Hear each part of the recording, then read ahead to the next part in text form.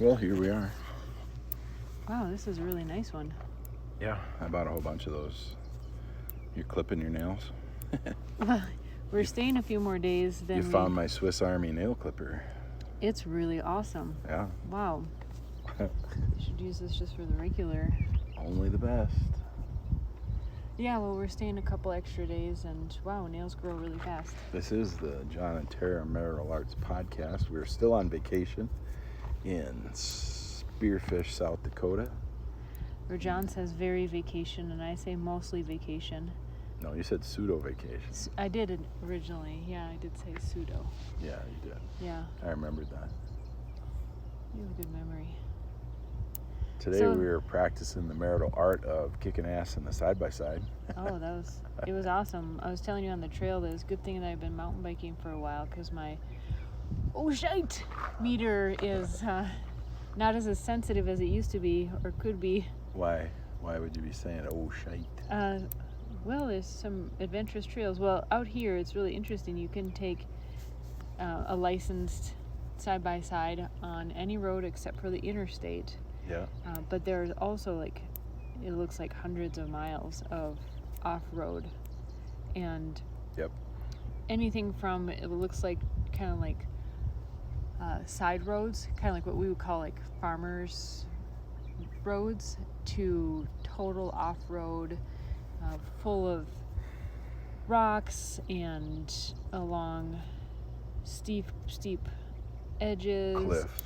And big puddles. I mean, they're bigger than puddles. They're huge. And we went to... A couple of them we didn't even want to try to go through. Yeah, although it handles it really, really well. Yeah. So, yeah, it's very adventurous, and you tend to go pretty quickly, so, you know, that adds an element of shite. Well, it's different than a car. It's different. It leans a little bit awkwardly, like you wouldn't expect. You know, you feel like you're going to the right when you're turning left, because it's tilting outwardly. You know, it's rolling. What we would say is rolling to the outside of the corner. But yeah, it's very stable. It's very fun. I don't know how much it weighs. Probably a couple 1,000 pounds at least. Well, what was really neat is, I mean, of course, there are scenic byways out here and all that, but you're, like, in it. So rather than seeing it from the road, you're in it. In what? You're in nature. You're in what the scenic byway is overlooking. Well, I think. Oh, yeah, the hills, the Black Hills. Yeah, the hills. Yeah, I mean, we even went down some paths today where you couldn't even see 2 feet off the trail. It was such dense forest. And we're just ripping up the hill. Well, literally, they're small mountains. They totally are. I mean, yeah, they're called the Black Hills.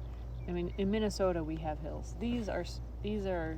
They're mountains compared to our hills. Well, absolutely. But yeah. Even if you before we came out here, I looked at the elevation, and it's nearly 4,000 feet in elevation, and that's so if Denver is the mile-high city, this is pretty darn close. 5,280 feet is a mile. Yeah. So we're almost there. Yeah. You know, we gained more elevation from Minnesota to here than, I mean, just off of my Wikipedia data. Wikipedia. Than you would gain from here to Denver. Yeah. If that's the mile-high city. Yeah. So this is pretty darn high. Yeah. Is what I was saying. Yeah, we've been having a lot of fun. It was good. You know, it's been a long time since long time. It's been a couple years since we've had a motorcycle and stuff, and there's just something, you know, I grew up on, going out on a 3-wheeler, or, I mean, this is going to sound funny to you, but even mowing the lawn as a kid on a lawn tractor, there's just something about the hum of an engine, and then, especially if you have any speed, the wind going by you, the scenery, you know, getting to, it's a faster Sunday drive. But there's just something about it. Well, we had to go we probably drove to get to where we were going. We probably drove one direction. We went to find a road and a path, and it wasn't what we thought.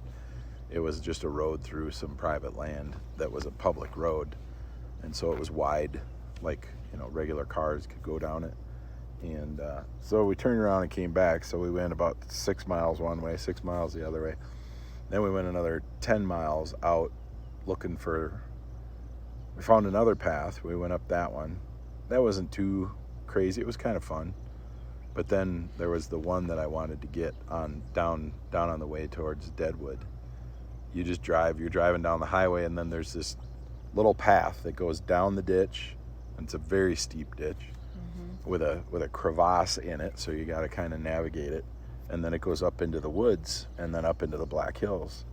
And when we were coming back out of there, we were out there for an hour and a half or something.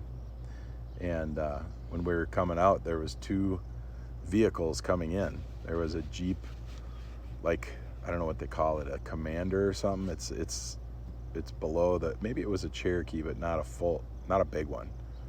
Like the Jeep Cherokees have a couple different models, and one is smaller. And like they have the Cherokee, Grand Cherokee, and the Cherokee Chief or something like that. I don't know. I don't follow them too much. I haven't paid attention. But and then there was what was behind him, a Jeep or a 4Runner? I thought it was another Jeep. A Jeep, okay. Yeah. And I saw them in the ditch, and I thought they were stuck. And Yeah. I was like, "You been up here?" And he's like, "Yeah, I've been up here a couple times." Well, This they other had 2 guy or 3 hasn't. guys outside of the vehicle. Yeah, too, they kinda were looking around. They were deflating their tires. Yeah, but it So. looked like what guys look like when like something goes wrong. Yeah. Well, I think they thought they had to move because he's like, "You think you can get by us?" And I'm like, "Oh yeah." So we went over a couple boulders and Yeah, they were pretty big. I was like, oh man. and then down into the ditch and then up the other side of the ditch, which was really steep. And I had it in 4-wheel drive, so that worked really well. And like I said, when we were leaving, I think they were like, "Man, that'd be great to have one of those." Yeah. I wouldn't want to drive my passenger vehicle out there where we were. They weren't small Jeeps. They were, and they weren't like, They weren't like Jeep Renegades, like yeah. CJ7s. They weren't narrower or No, anything. they're regular They vehicles. looked more like a regular Jeep size. SUV. Yeah. And we went through areas where all sides of We're getting the scraped by the branches. General were Yeah. getting scraped. Yeah. So I was like, ugh. The this Polaris Polaris General XP 1000. Oh, it sounds better when you say it. Future sponsor of the J&T Marital Arts podcast. Is that the only color they come in? No, they have a gray, but Okay. I like that tan, Yeah. Well, it's a good the color. desert too. tan. They call it military, I think I saw on the thing. Oh yeah. Yeah. I'm not gonna call it military.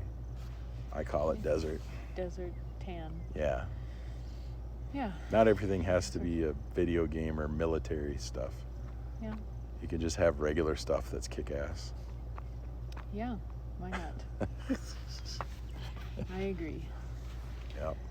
So that was your second day out, and how does it compare? First day was fun. Second day was better because I was out with you. Yeah. Good answer. Well, it's true. Yeah. I like Well, when good- we first started out, you were like, I have to keep blinking my eyes. Because your glasses weren't blocking the wind as much as you thought they I would was be. using my bicycle glasses, which are great for biking, but yeah, the wind would go right around them. Oh, I need to put eye drops in too. And so we got some cheap sunglasses, and it was great. It was Yeah, just it's kinda- easy top. Go get yourself some cheap sunglasses. Yep. And then go riding in your Polaris General XP 1000.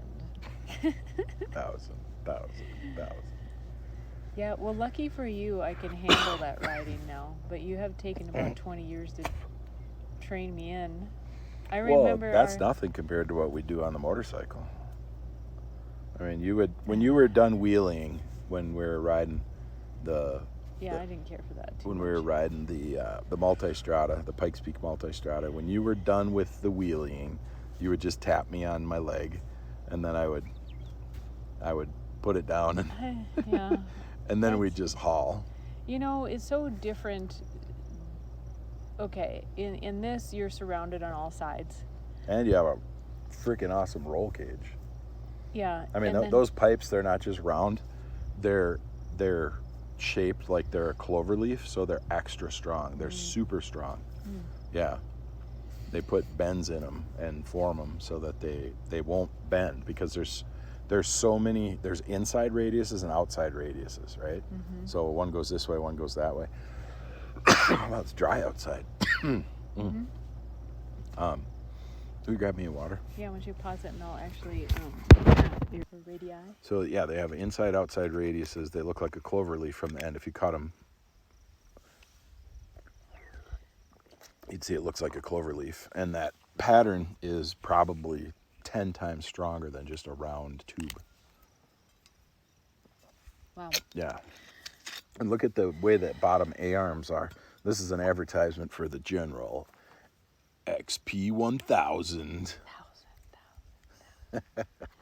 Yeah. The A-arms are straight out, and then they go down at a 45 about 10 inches out, and then they go straight out again to the hub. And so that gives you really great ground clearance. Instead of A-arms being straight and they're like this, then you have to be much higher, right?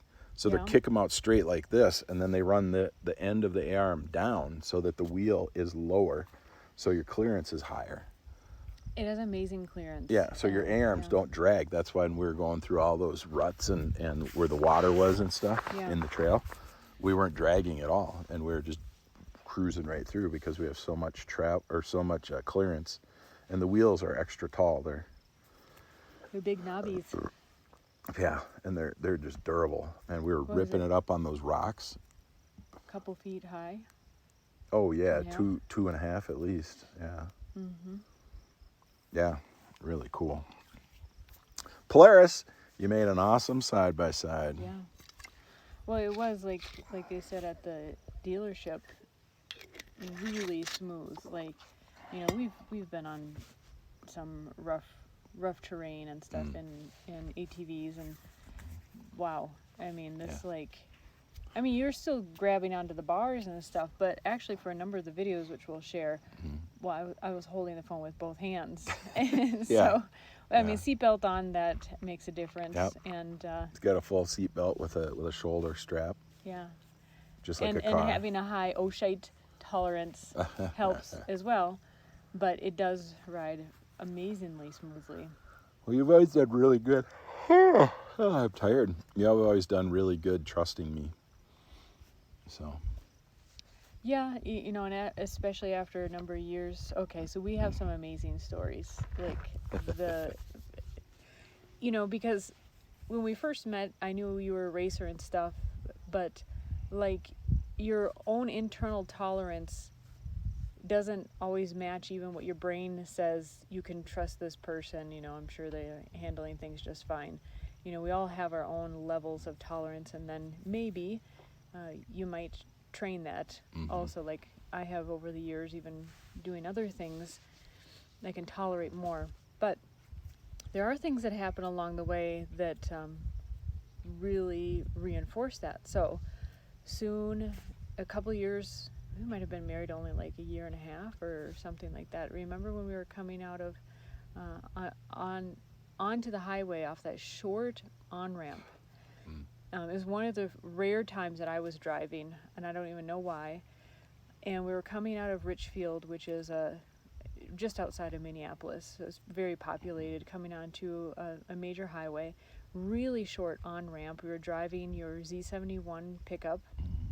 Or I was driving, you were in the passenger seat. Again, for some reason. What the 350 V8, so you accelerated really fast? Yeah, I got accelerated. Would have been just fine. Looked over my shoulder, checked the mirrors and everything.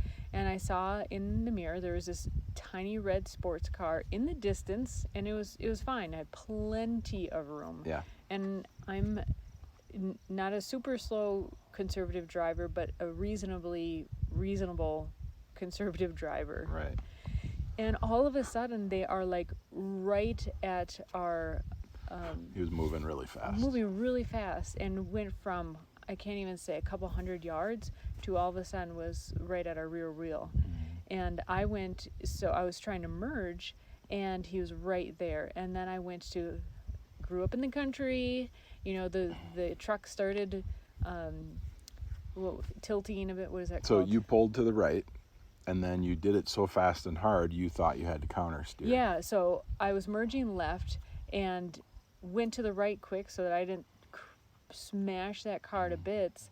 And then I felt the roll of the truck because I went right so hard. I went to counter steer left, and all of a sudden your arm just shoots out from the passenger side and grabs the steering wheel right where those steering wheels had Four spoke, they call it. 4-spoke. Is that what it was? So for those who don't know what it is, at 9 and 3 there is just a place where you could just fit your hands, I mean, big hands, and then the whole top and then the whole bottom were really open. Yep. And you just bam, your left arm shot out, grabbed right at the 3 o'clock spoke and spot, and kept us straight. And I was like leaning hard left. You were trying to yank that wheel back. Oh my gosh. And had we been on a gravel road, it might have been kind of okay. Yeah. But literally saved us from flipping and just obliterating that other vehicle. Yeah. It was like a tiny red not Corvette. Why am I thinking was not a Corvette? Convertible. Yeah. So that was one amazing moment. So my trust, just kind of innate trust, just like went through the roof with that one. Okay, I had to pull off the road and And I drove. Yeah, and then John drove. And then another time that was super amazing was we were driving what we called the train. It was your dad's. What kind of vehicle was it? It was a 4-door diesel long box pickup truck, so it was the longest pickup that you could get. And we called it the train because it was so long. And yeah, we're cruising down the highway going to Wisconsin. Yeah, on the south side of 494. Well, that would be 694. Yeah, it was 94 into Wisconsin, I think. Okay. That's what it is. Either way, we were going basically through Minneapolis on one of the major highways, headed east. And it was snowing, and it was was it a slushy? No, it was like sleet, wasn't it?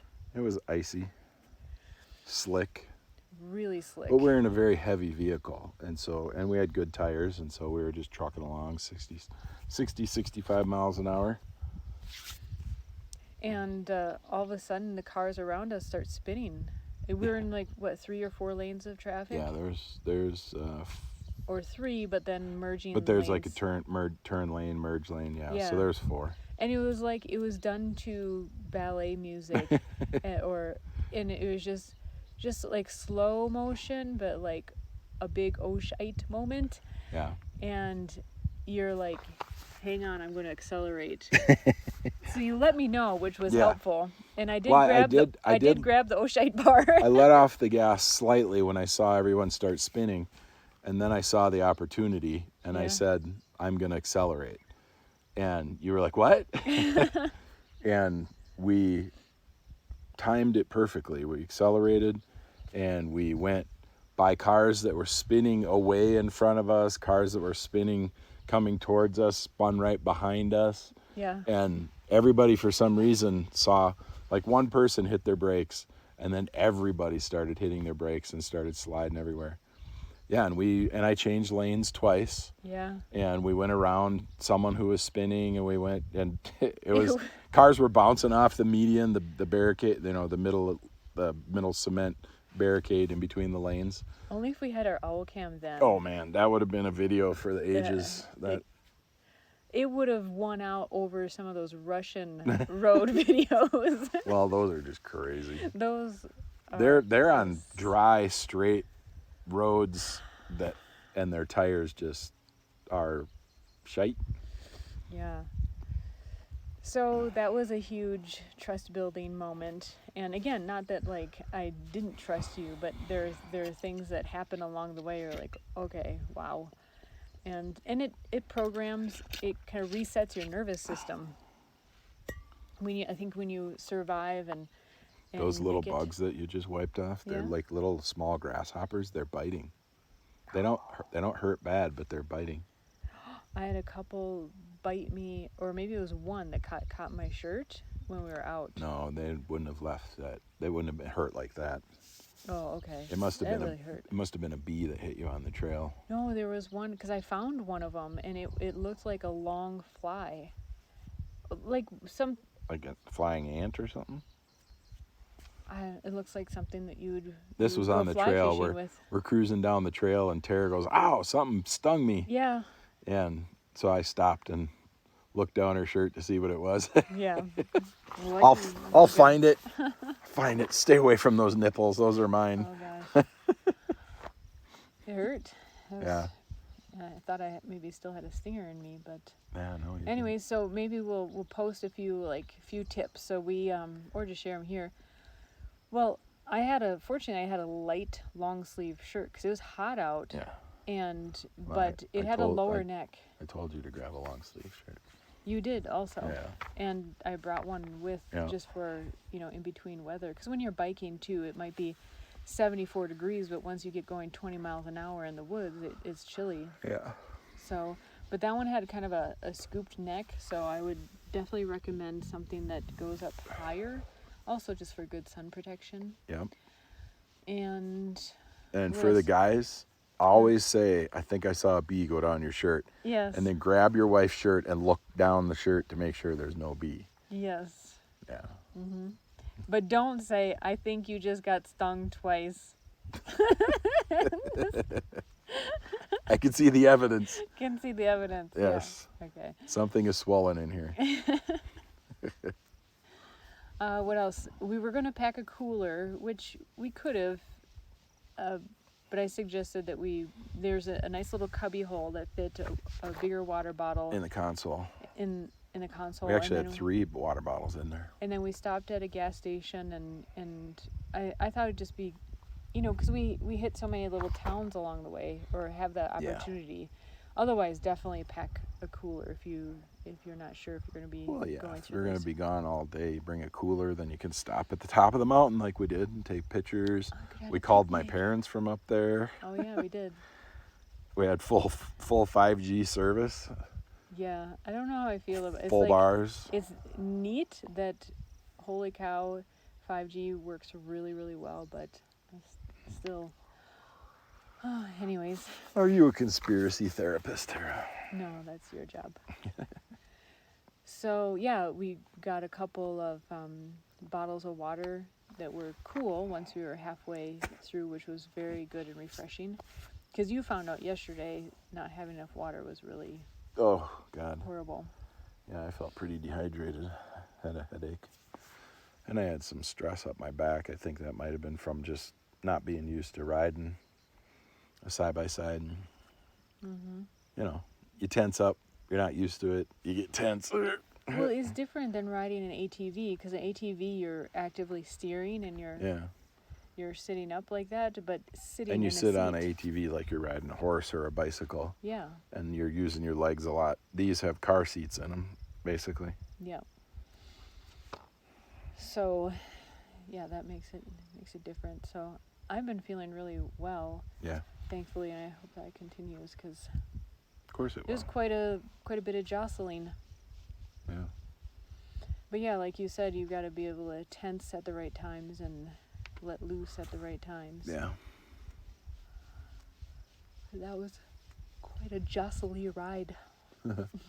Oh my gosh, and my hair. Oh, and ladies, if you have long enough hair, make sure to braid it.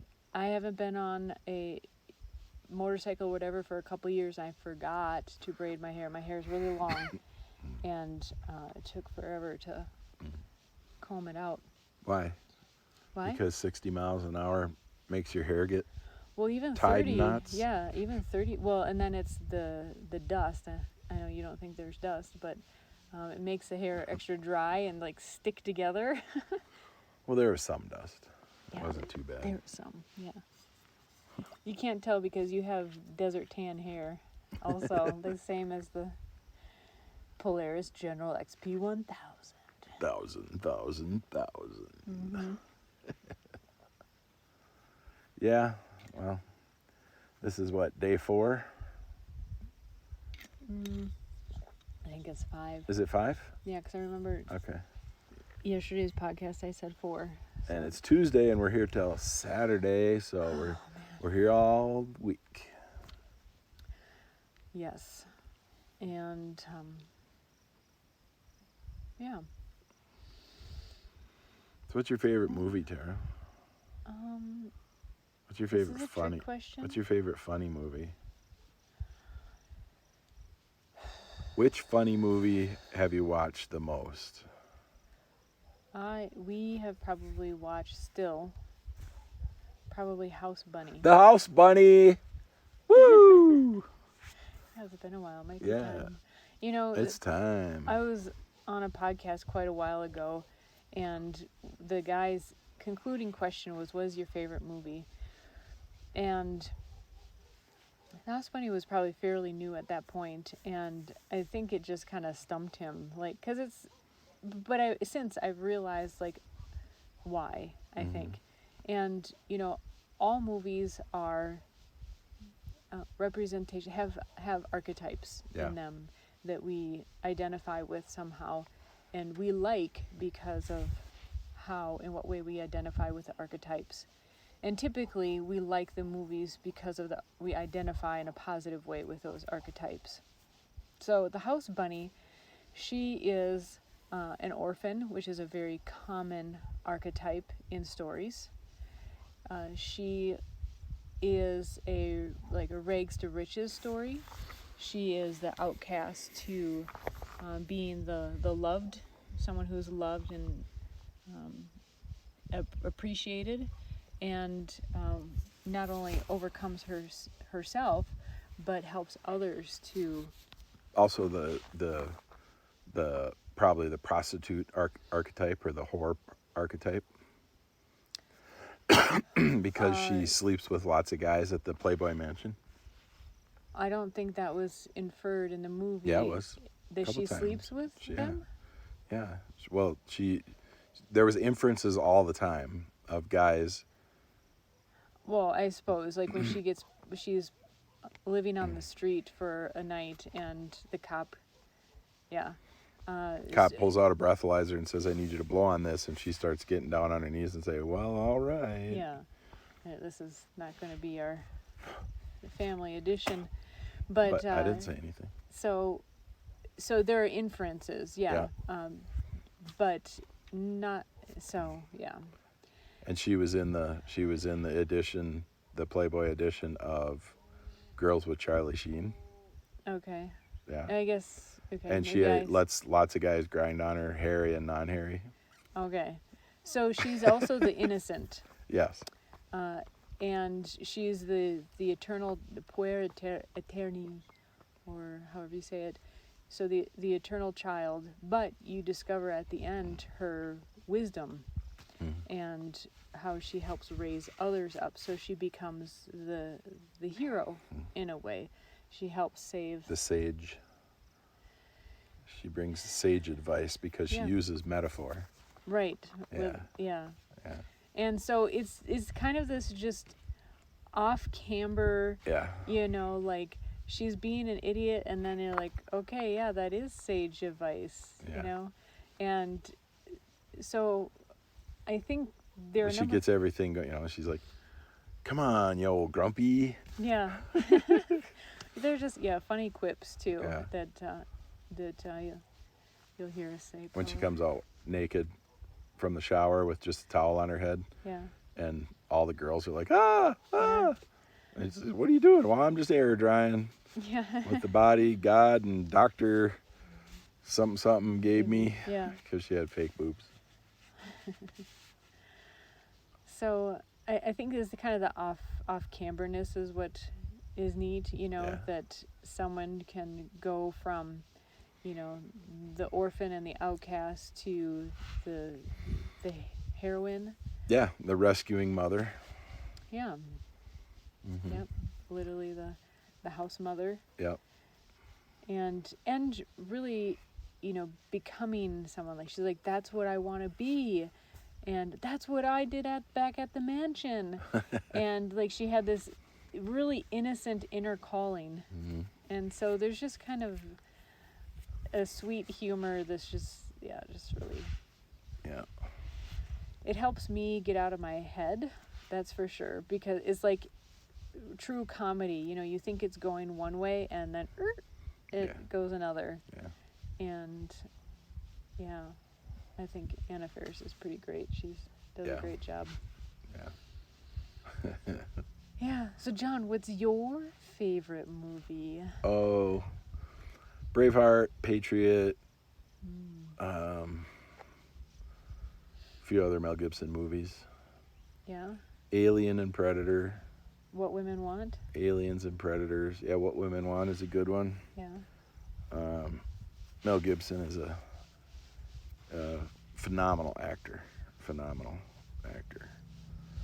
Very engaging, gets in the role, plays it, probably becomes it when he's in that movie. He probably goes home and throws his tomahawk into the pole and yeah.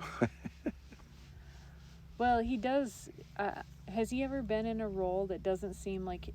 Because there are a lot of actors you're like, well, that's their archetype. Like they play their archetypes, and then there's an actor that can adopt and embody other archetypes. And from what I've seen, I think Mel Gibson he plays the archetypes that he naturally. He's not embodies. he's not a Johnny Depp. Like Johnny Depp plays a bunch of different roles, but Mel Gibson. I mean, Mel Gibson is a tough guy. He's always been. I think his skin is made of leather. He's always been a tough guy. Yeah. Yeah. Well, you can see it. You can see he's strong, and you can see when he moves and how he moves, and that kind of stuff. And it's not.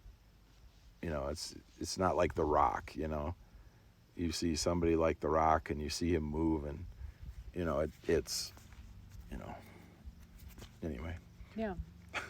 Well, but have you seen Mel Gibson in a role that is not archetypally what he seems to portray? Well, in What Women Want, when he put on the stockings and he painted his nails and. But I would say that his role as the marketing exec is the modern version of the Braveheart guy that kind of went awry. Like the shadow side. No, I think he was trying to help. I think, if he thinks about this is the way I see it. Yeah. He's trying to help guys in marketing see a funnier side, see a lighter side, like, because it can be an old boys network, but it's not about whether it's men or women doing it. It's about whoever gets the sale, what are the numbers, and if there's a guy like that who's getting the numbers and he's the top guy, that's it. He's the top guy, So, yeah, I think he might have been making fun of something or trying to enlighten some people a little bit, just show a little bit of goofy side, Yeah, it is really good. Yeah. Yeah. Yeah. Well, and then of course to see a tough guy, go.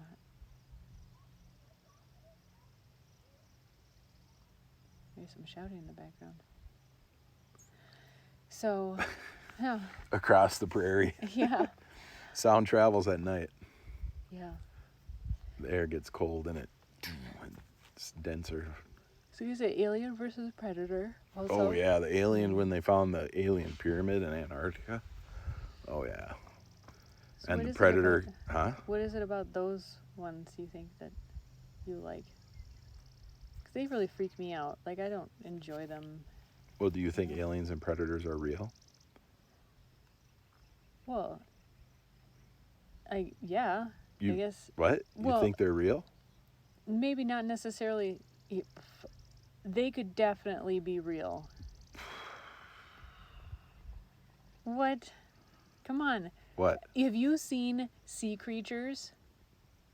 Dude, those are on the the ones from the depths, when you bring them up to the surface, they're just a puddle of jelly. Weird tentacles, a single eye, just all kinds of weird stuff. A light bulb on their head. Yeah, if that exists in our oceans, and weird bugs exist, How could they not exist? Okay, so wouldn't you want to know the strategy of the aliens and predators then? Come on, Tara. John, Make a list. Tell me the strategy, Make a and list. I'll listen. We have to watch the movie. I have seen the movie. Well, what's the strategy? I don't know. The predators hunt the aliens. Okay. The aliens infect the people with their spawn, Yeah. and a new alien pops out. Yep. Yeah. And I then like the the predators come Stargate around. versions better. The predators come around and they hunt Okay. them because the alien's the ultimate prey, right? Okay. Because they're also a predator. So you. The alien is an apex predator too. Yep. If you cut off its finger, it bleeds acid that melts through everything. Yeah. Except dirt. It melts through the metal and the plastic and all that stuff. Yeah, that's one of those I've See? Rub dirt in it. rubbed dirt in it. Okay. Yeah. I'll remember that. So I always dirt. carry a little pouch full of dirt. I know. I'll drive my Polaris General XP1000 and throw dirt at it. There you go. That is one way that you could use Yes, your I Polaris I would General XP do that. 1000. Yes. Yes. I would take out the alien or predator, whichever one is bleeding that stuff. No, you wouldn't be able to take out the predator because the predator would shoot you with his laser. He's got a laser on his shoulder, Yeah. and wherever he looks, the laser points. And then all he has to do is think. So I have to learn And it how shoots. to make a hologram of myself. And then he thinks he's seeing or she's seeing me, but it's a hologram. Or I need to cast something so that if that's, because that's dependent on where it looks. So if a hologram is something that looks real but is not real, what is an Instagram? It's instantly there. Instantly fake. Gram. Hologram. Holotropic. Well, a gram is Insta? really small measurement, right? Well, it obviously has a different meaning. Maybe? Okay. Yeah? Don't look it up. I want to look it up. Because maybe we found something. We're pontificating. Okay. Instagram. Well, there's Instacart also. And so is that like a tiny cart? No. A teeny tiny No, it's measurement? you can put your products in the virtual cart online. Oh, okay. It's a virtual. So it is a replica of something, but it's not real. So Instagram is a virtual small amount. Instagram. I don't know. I don't know. I don't know either. Why is it gram? I don't know. Because it's like a post, like a gram, like a telegram. Telegram.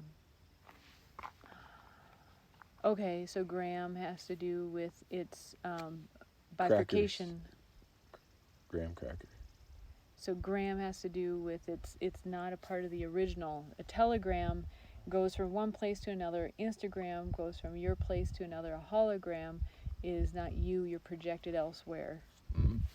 Oh, See? getting onto something. You didn't have to look it up. He's made it up. Yeah? What else from today? What else? Oh, man. Oh. I had another hand pie. Hand pie. It's going to Hear that echo? Yeah. That's awesome. Oh, yeah. Yep. Yep. We went down to the Green Bean, which is a coffee shop, and they make it's kind of like a McDonald's apple pie that I haven't had in 30 years. I used to love the cherry pies at McDonald's, Yeah. and I haven't had them for 32 years. And I'm sure they're just crappy now, but anyway, McDonald's, not a future sponsor of the J&T No. Marital Arts podcast. And anyway, I wouldn't take them if they gave me $1 billion. So, these hand pies are like pie crust on the outside. Obviously, they use a brush and put With like kind of pastry-like too. pastry, It- yeah, it's like not, sugary It's not entirely pie crust. pie Yeah, crust. no. Unless it's a flaky pie Oh crust. man, and there's little sugar chunks, little small sugar flakes, and they toast it in the toaster oven. And I got a strawberry rhubarb today, and one yesterday, and I'm getting one tomorrow, and I'm getting one Thursday and Friday, and I'm bringing a bunch home on Saturday. Oh my God, it is like, yeah, they're incredible. Yeah. I can't even describe it really. Yeah. I mean, if you like pastry and you like sweet and sour stuff in pastry, you'll be in heaven with these things. So shout out to the green bean. Mm-hmm. Oh man, Yeah. with that kind of endorsement, they should be a future advertiser, sponsor of the J&T Marital Arts podcast. And they did a really decent job with the mochas. They were Not just too right. sweet. Not too sweet. Yeah. Yep. Perfect. It's so interesting out here. Everybody knows what a mocha breve is. When where we're from in Minnesota, Sometimes they don't. You usually it's not even on the menu. But they didn't know what an Arnie Palmer was. They didn't know. Yes. Yep. Which seems to be pretty ubiquitous. And we went into a shop that had iced tea and lemonade. Yeah, and they didn't put them together. It's Yeah. an amazing combination. What are you guys doing? You're missing out. Man, doesn't anybody golf out here? Yeah, we don't golf, but still. We know what an Arnie Palmer is. Yeah, I've long known what it is. And you can buy stuff like that too, but Mm-hmm. yeah. So I Lipton guess makes Arnie Palmer. they know what breves are here. They're not even on the menu hardly at all. Where Yeah, they had Breve written up on every one. Mocha Breve written up on the menu. Yeah. Yep, every place we've been to, but the opposite is true. We've got the Arnie Palmers. Yeah. So, and even variations. Well, I had a great time with you today. I love it when you're sitting next to me going 60 miles an hour, squinting your eyes and keeping your mouth shut because you don't want any bugs in there. Okay.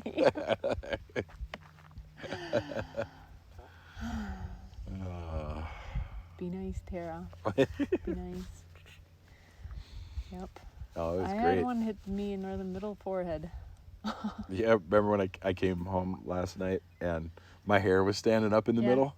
There was a big bug hit my forehead, and the bug guts went splooch. It was and something about Mary hair. Yeah, it was. And it made my hair stand up right in the middle and the front. It was just standing straight up, and it was rock hard. It was hardened bug guts all over my hair. The original gel. It was hilarious. I looked up in the mirror, and I was just laughing at myself. I wiped it off. I was like, ugh. Why are bugs clear inside?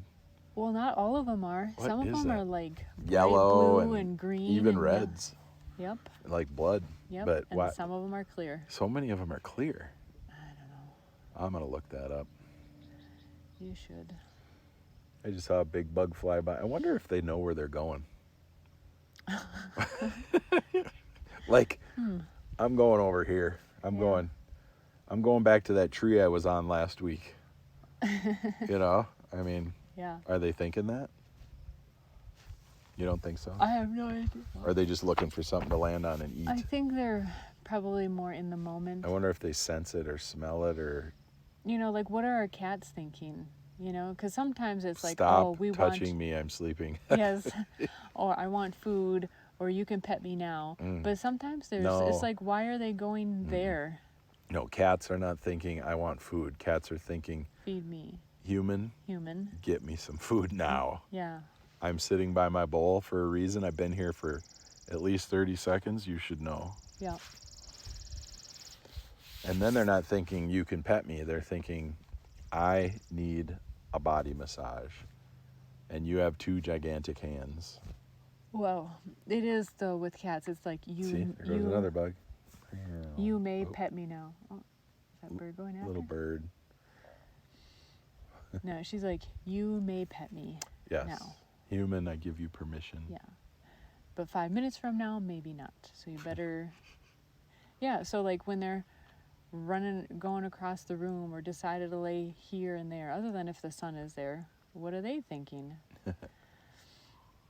Right? Yeah. Dogs, I think, are more simple. They're like, treat, my human's home. You're home again. You're home again. Yeah. And you're like, I just stepped outside and clicked my shoes, the mud off my shoes. Yep. If you're gone for more than, I think, about 10 or 15 seconds, the dog forgets how long you were gone and then starts thinking, are they ever coming back?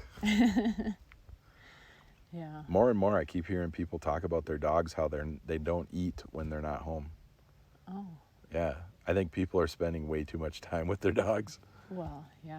Especially Growing up, last we had year. dogs, but they're outside in the kennel.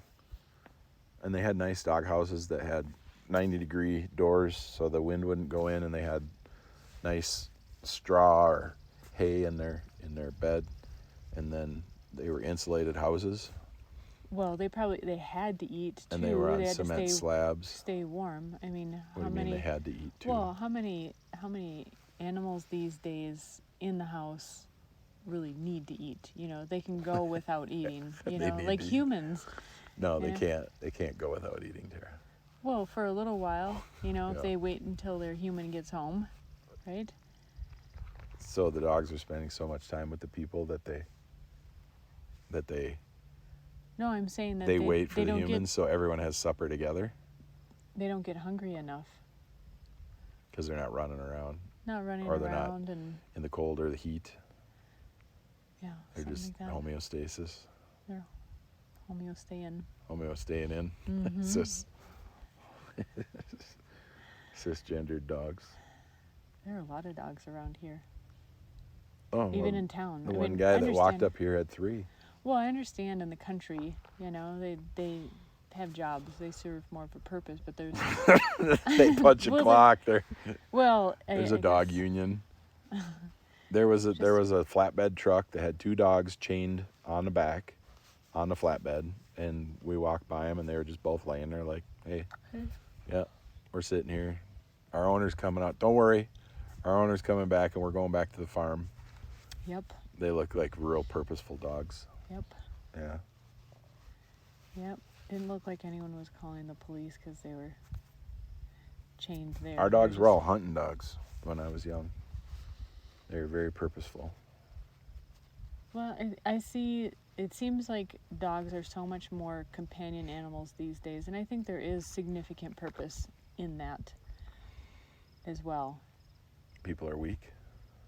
And I don't know. I wouldn't say weak. People but I can't think, spend nowadays 1 minute not doing something with something, whether it's their phone or the TV or the computer. Or Maybe it's that Bill Burr skit where he's like, you know, men die of heart attacks because they can't just like express their express emotions. themselves and like can't just be like, oh, that puppy's so cute, you know, and so their hearts just burst, you know, one day. And you know, well, comedians, I think they actually point out a lot of truths, and I think there's truth to that. That I think people are becoming more soft in that way, more emotionally centered. I think men die earlier because they want to. Really? Yeah, that's the other part of his skit.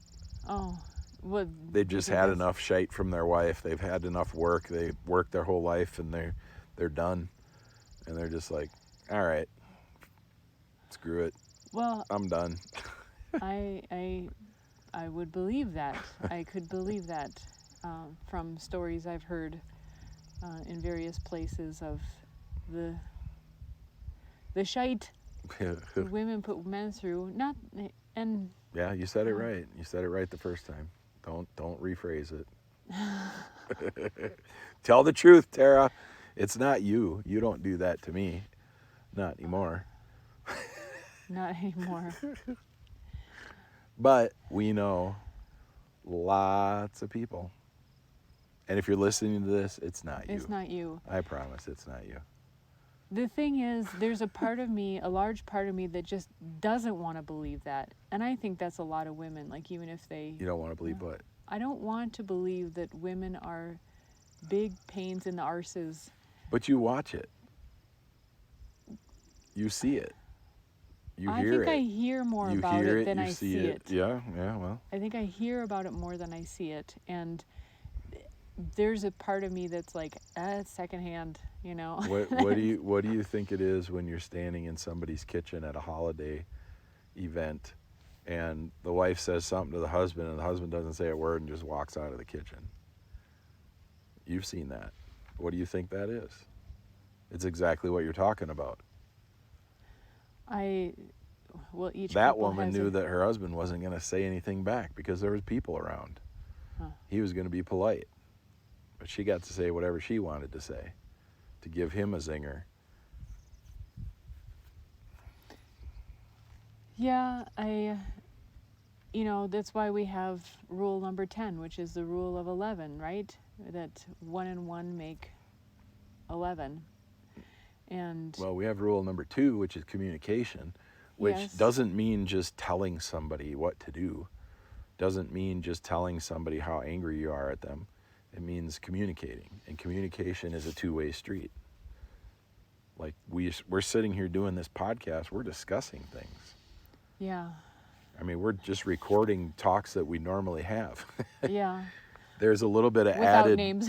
Well, there's a little bit of added crowd work because I'm joking around about sponsors and that kind of stuff. By the way, I'll take all the sponsors that I've joked about, but yeah. Oh, there's a light flickering in the distance. It's kind of pretty. But we're having normal discussions that we normally have. I think for me, it's like okay, I've seen and heard a lot about women being really big problems. And I can see it in guys. You more often see a guy that is like beaten into submission or like just kind of given up than a woman. And there's different looks. And gosh, I feel like I'm just... I feel like I'm gossiping, but no, you have a very close relative that you could talk about in that sense. We don't have to do it now, but a guy that would just go to his garage, right? Oh, well. Yeah. Well, yeah. So I think it's just overall really sad. It does take two also. Yeah, well, at what point does the guy not stand up for himself or say something?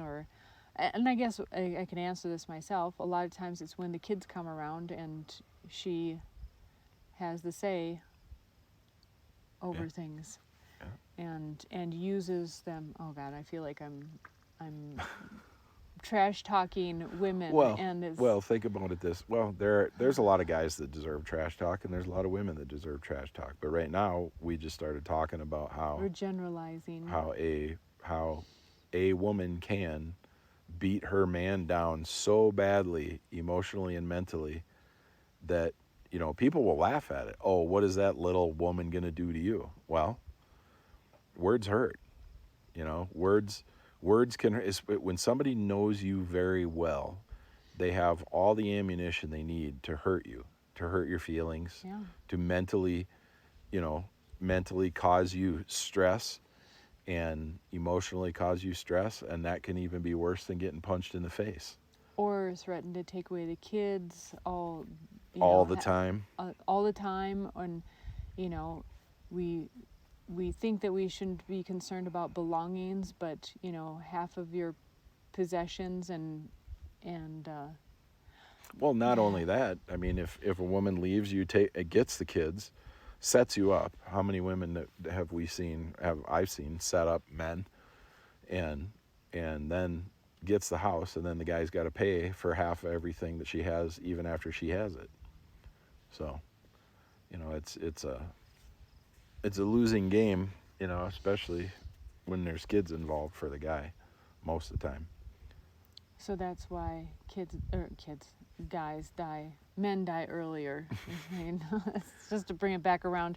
Just so everybody knows the happy topic we're talking about. I know some women that work hard.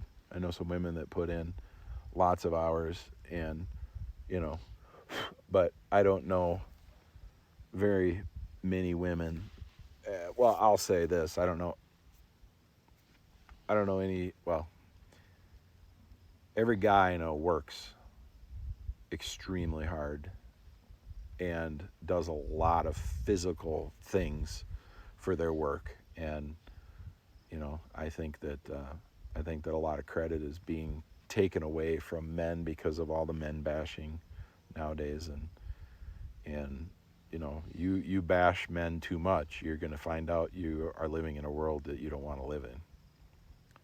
And that's not a threat because men are stronger. That's a threat because men will go away. You see men dropping out of college. You see men not going to college. You see men now not wanting to get married. Even there's I hear a lot of talk about men not wanting to get into relationships. I mean, what are women going to do when they're 50, 60 years old and they're single and they've been bashing men their whole lives? Hopefully they made money and hopefully they can live that way. But, if that's what they want to do, that's fine. If somebody wants to do that, but you shouldn't do that because you're just bashing on people all the time. You should do that because that's what you want to do. We didn't come to South Dakota because we just want to get away from people. We came here for a vacation for ourselves. We went towards something we wanted, not away from something we don't want, Well, on a similar note, what I was thinking of is that rather than, I think especially we talked the other night too about the early wave of feminism, the suffragette era, where women could vote, you have a bank account, kind of those things that are really normal to us these days. And then it kind of went overboard, kind of like when you're doing a tug of war, and then all of a sudden you're gaining traction, and you fall on your butt. Maybe the other team just kind of goes, "Let's go," and it kind of instead of saying, let's have loving relationships. What does a loving relationship mean? And kind of defining that rather than having the tug of war. Rather than saying men are bad or women are bad, Yeah. it all comes down to individual relationships. And especially these days, there's the argument that, our country was founded on, quote, protesting, and obviously rebellion. And does it always take that kind of a kind of force, an initial pull or push, even on the verge of violence, in order to break ground and then kind of have a level playing field? And if so, how do you prevent it from going overboard? Well, they wanted to have their freedom. They proposed their freedom and they were said no to. And then so they said, all right, here's what we're going to do. Okay, so this is going into too much detail. I think we should be done. It's cold out here. Yeah, it is now. getting It's chilly. Dark. But okay. Good thing there's no mosquitoes. Just figure out. I think that's been a foundational principle for us is acting. We say I love you in the morning or at night and have made a point to say it often, but make sure that the actions and the other words that follow absolutely are all lining up, and that's what we strive to live by. The communication is understanding what you're saying and understanding what you're hearing. And if you don't understand what you're hearing, because that happens to us all the time, and we were joking a week ago, okay, we need more context. We were getting into almost colloquial speech with each other where we just assumed each other was understanding what we were talking about. Yeah, we both went, yep, and we went in different directions. Right. And so we're like, okay, we need more context here. Yeah. What did you mean? And I'm like, okay, here's what I'm saying. And you're like, all right, here's what I mean. And so, I think communication is redundant, but it has to be complete. Mm-hmm. So with that, I love you. I love you.